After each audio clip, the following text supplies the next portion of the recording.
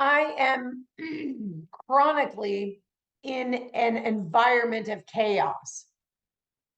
That energy of chaos is constantly being absorbed by my subconscious mind, being programmed by that energy around me. So, if you wake up one morning and you're like, you know what, I'm sick and tired of having a negative attitude, and you're like, I'm just going to be positive, and like by 10 o'clock, you're irritated and you're agitated. Well, it's because, guys, we are addicted, chemically addicted, biologically addicted to certain emotions, certain energies. We have a set point. And when we go against that set point, we actually go through withdrawals of that energy.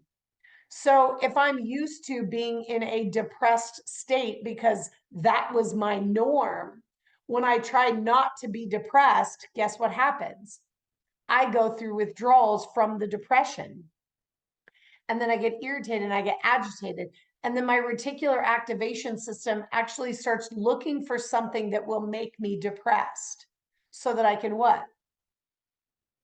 I can get high on that norm, which is depression.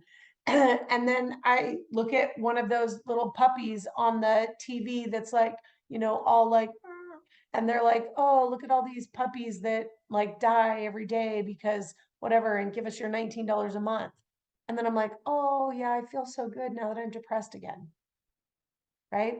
So when we think about like, well, why can't I just be happy? Why can't I just change? Why can't I?